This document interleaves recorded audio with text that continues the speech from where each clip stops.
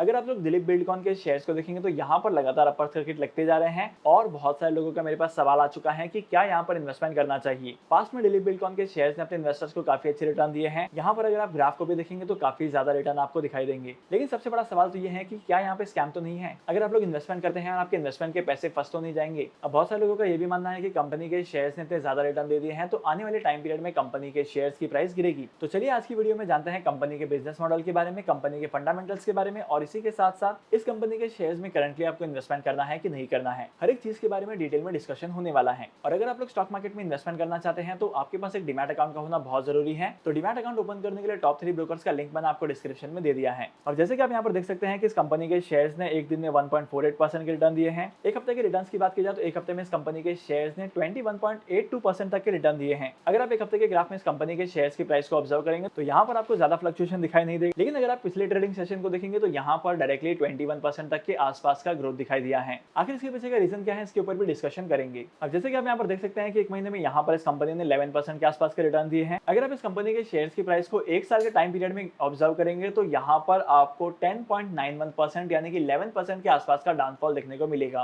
पिछले एक साल में कंपनी के शेयर्स की हाईएस्ट वैल्यू थी 261 रुपीज की और लोएस्ट वैल्यू थी 159 रुपीज की। तो चलिए सबसे पहले कंपनी के बिजनेस मॉडल को समझते हैं कि कंपनी का बिजनेस मॉडल क्या है और कंपनी किस तरीके से रेवेन्यूज को जनरेट करती है। दिलीप बिल्डकॉन एक इंफ्रास्ट्रक्चर सेक्टर की कंपनी है जो रोड्स, हाईवेज और बहुत सारे इंफ्रास्ट्रक्चर के प्रोजेक्ट को डेवलप करता है। और अगर आप लोग रियल एस्टेट की इंफ्रास्ट्रक्चर कंपनीज को देखेंगे तो यहाँ पर इनके कंपनीज का प्रॉफिट 5 से 6 साल की बात पता चलता है, क्योंकि इन कंपनीज के एक प्रोजेक्ट को खत्म होने में बहुत ज्यादा टाइम लगता है। अगर आप इस कंपनी के पी रेशियो को देखेंगे तो इस कंपनी का पी रेशियो जो है वो 2717 का है। पीबी रेशियो जो है वो 0.70 का है। अगर आप दोनों को कंपेयर करेंगे तो यहाँ पर दोनों के बीच का रिलेशन आपको इतना समझ में नहीं आएगा कि पीबी रेशियो इतना कम क्यों है और पी रेशियो इतना ज्यादा क्यों है। और वहीं पर सेक्टर पी की बात की जाए तो सेक्टर का जो पी है वो सिर्फ और सिर्फ 41 का है। That's a huge difference. तो चलिए सबसे पहले ऑब्जर्व करते हैं कंपनी के फाइनेंशियल्स को। अब जैसे कि आप यहाँ पर इनकम स्टेटमेंट को देख सकते हैं, कंपनी की रेवेन्यू ग्रोथ इंडस्ट्री के मुकाबले काफी ज्यादा है। जहां पर इंडस्ट्री की रेवेन्यू ग्रोथ 5 to 6% के आसपास है, वहीं पर इस कंपनी की रेवेन्यू की ग्रोथ 12 to 13% के बीच में है। और करंटली कंपनी का मार्केट शेयर 0.91% से इंक्रीज हुआ है पिछले 5 सालों में। और वहीं पर अगर आप कंपनी के डेट टू इक्विटी रेशियो को देखेंगे तो इंडस्ट्री के मुकाबले कंपनी का डेट टू इक्विटी रेशियो बहुत ज्यादा है। कंपनी का डेट टू इक्विटी का रेशियो है 255 का और इंडस्ट्री का एवरेज रेशियो है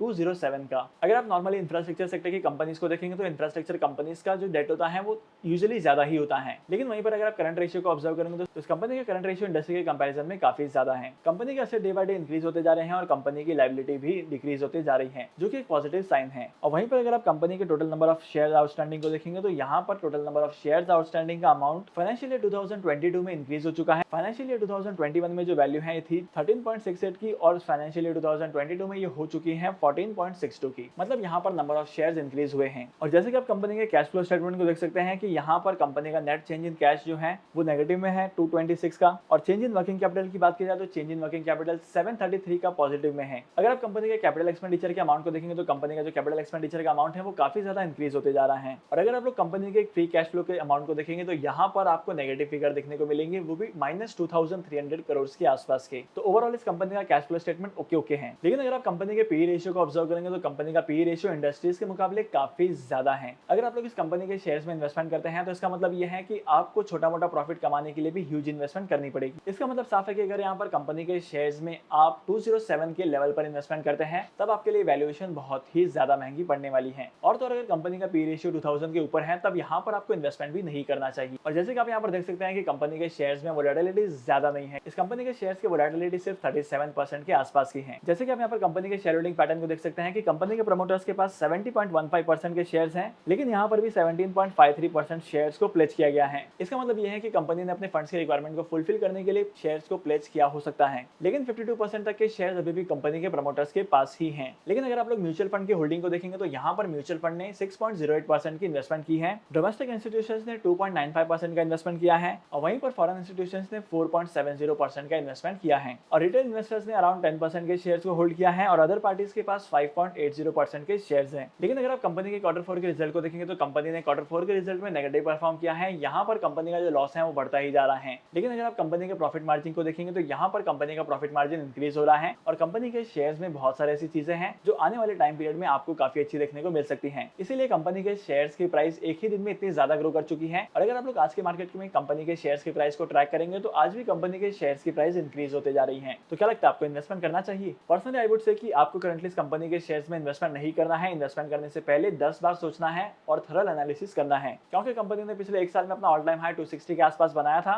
और यहाँ पर इस कंपनी के शेयर्स की प्राइस में अचानक से इतना ज्यादा बूम आना मतलब बहुत ही ज्यादा रिस्की बात है। अगर कंपनी के शेयर्स की प्राइस इस लेवल से और नीचे गिर जाते हैं तब यहाँ पर आपको बहुत ही ज्यादा लॉसेस हो सकते हैं। तो करंटली अगर आप इन्वेस्टमेंट करना भी चाहते हैं तो मैं आपको कहूंगा कि मंडे तक इस कंपनी के शेयर्स की प्राइस को नोट करो। मंडे तक आपको इस कंपनी के शेयर्स को लेकर ये पता चल जाएगा कि कंपनी के शेयर्स कितने ज्यादा वोलेटाइल हैं, कंपनी के Q4 के रिजल्ट का कंपनी के शेयर्स की प्राइस पर क्या इंपैक्ट पड़ा है और इसी के साथ साथ कंपनी के फ्यूचर प्लान को लेकर कंपनी के शेयर्स कैसा परफॉर्म करते हैं। हर एक चीज के बारे में आपको पता चल जाएगा तो आप डिसीजन ले सकते हैं कि आपको इन्वेस्टमेंट करना है कि नहीं करना है। पर्सनली आई वुड से कि आपको अभी इन्वेस्टमेंट नहीं करना है। तो आज के इस इंपॉर्टेंट वीडियो को यहीं पर खत्म करते हैं। अगर वीडियो का कंटेंट वैल्यूएबल लगा है तो इस वीडियो को लाइक करना, शेयर करना और इसी के साथ साथ मैं आपको मिलूंगा अगली वीडियो में नए टॉपिक के साथ, एक इंटरेस्टिंग टॉपिक के साथ। तब तक के लिए signing off, happy investing and good bye.